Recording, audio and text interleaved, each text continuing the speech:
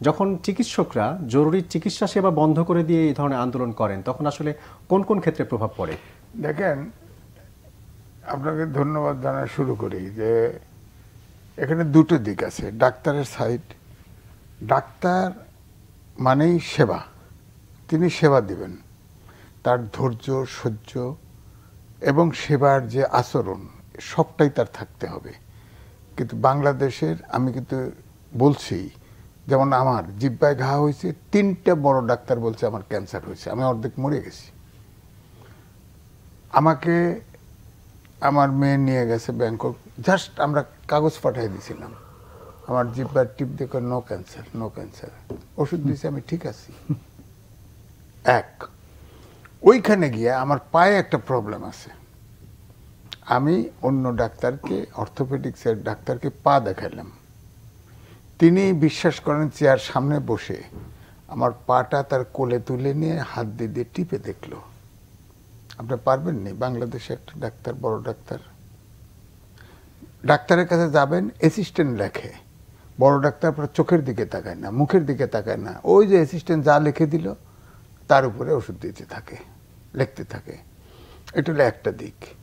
দুই হচ্ছে আপনি স্ট্রাইক করেন, শাটডাউন করেন, এমার্জেন্সিতে স্ট্রাইক করা কতটা অমানবিক। এমার্জেন্সি বন্ধ করে দেওয়া, আধা সেকেন্ডে, আধা মিনিটের জন্য, 1 মিনিটের জন্য একটা রুগী মারা যেতে পারে, আপনি এমার্জেন্সি সার্ভিসটাও বন্ধ করে দিলেন, তাহলে এটা মানবিক সার্ভিস কোত্থেকে আসলো? কিন্তু তাদেরও তো আসলে দেয়ালে পিঠ থেকে যাওয়ার মতো অবস্থা, না, দেয়ালে তো তাদের যেখানে কাজ করেন সেই জায়গায় যদি হামলা হয়, ভাঙচুর হয়। তাহলে আরেকটা গল্প শোনাই। আমার পা সমস্যা ছিল, আমি ওই হুইল চেয়ারে বসে আমি হসপিটাল, বাইরের হসপিটালে হুইল চেয়ার ঘুরাচ্ছি, ডাক্তার থেকে শুরু করে দারোয়ান, নার্স, যে যখন আসছে সামনে, কুড আই হেল্প ইউ, সবাই আমাকে হেল্প করে। জান না বাংলাদেশের কোনো ডাক্তারে, আমি তো দেখছি যে অনেক ডাক্তার জাস্ট টার্গেট দেওয়া থাকে, এই হসপিটালে এত ইনকাম করে দিতে হবে। আমাদের দেশে বাসের মতো হসপিটালগুলো, প্রাইভেট হসপিটালগুলো সব টার্গেট দেওয়া থাকে, আর সরকারি হসপিটালে বা সরকারি মিল কারখানায় তো কাজই হতে চায় না। আমার কথা হচ্ছে যে ঠিক আছে, এখানে তাদেরকে আপনার যেটা বলা হচ্ছে, আমি শুনছি তো যেটা বলা হচ্ছে যে বাইরের থেকে গিয়ে আক্রমণ করেছে একটা রোগীর, ধরেন আমার সন্তান মারা গেল বা আমার কোনো নিকটজন মারা গেল, আমি একটু টেম্পার লুজ করতেই পারি, ডাক্তারদের তো ধৈর্য একটা পর্যায়ে যাইতে হবে, ধৈর্যটা তো দেখানো হয় নাই। তারাও যেমন শুরু করছে, তারাও শুরু করছে তো সাথে সাথে ডেকে ঢুকে। এটা তো টিট ফর ট্যাট ডাক্তার এবং রোগীর মধ্যে হতে পারে না। কিছুদিন আগে বগুড়া হসপিটালে, মানে গ্রামের মহিলা বোঝে না, গার্জিয়ান মহিলা, ওই কাছে গেছে, ইন্টার্নি ডাক্তাররে বলছে একটু ফ্যানের সুইচটা অফ করে দেন, মারামারি শুরু হয়েছে, একজন মারাও গেছে। তো সুতরাং এই যে সেবা ধর্মী যে সার্ভিসগুলা, এখানে যারা কাজ করবে সবার ভিতরে সেবার মানসিকতা থাকার দরকার। তেমনি যারা সেবা নেবেন তারাও পরিবেশটাকে এমন করা যাবে না যাতে সেবা নেওয়া ব্যাহত হয়, সেবার সার্ভিস ব্যাহত হয়। যেটা হয়েছে, আমি মনে করি যে দুইজনের রেসপন্সিবিলিটিতেই ঘাটতি আছে। যেটা সাইফুল হক বলছিলেন যে এক ধরনের সংস্কার দরকার, আসলে কি ধরনের সংস্কার দরকার? না, সংস্কার দরকার সেটা তো আপনি পারবেন না, কারণ ডাক্তার অ্যাপ্রেন্টিস থেকে, ওই যে ট্রেনি ডাক্তার শুরুতেই স্ট্রাইক করা শুরু করে, ছাত্রদের মতো স্ট্রাইক শুরু করে।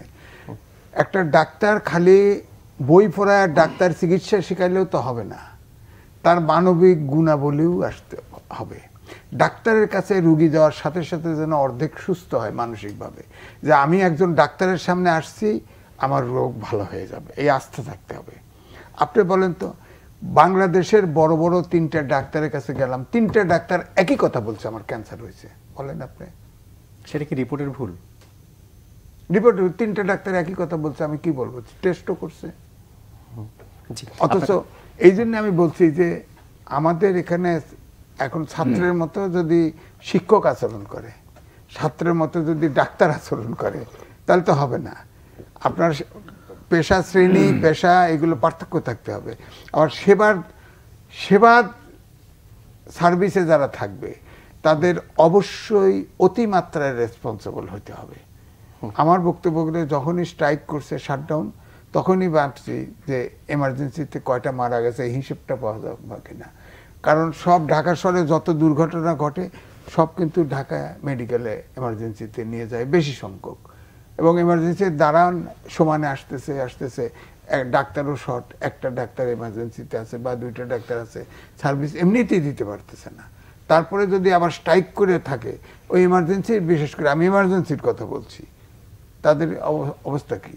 আপনি মারামারি হলো সব হলো, কিন্তু কয়জন লোক মারা গেছে এটার হিসেব তো আমি শিওর এত সময় ধরে স্ট্রাইক করছে অবশ্যই এমার্জেন্সিতে কেউ না কেউ মারা গেছে, তার দায়িত্ব কে নেবে?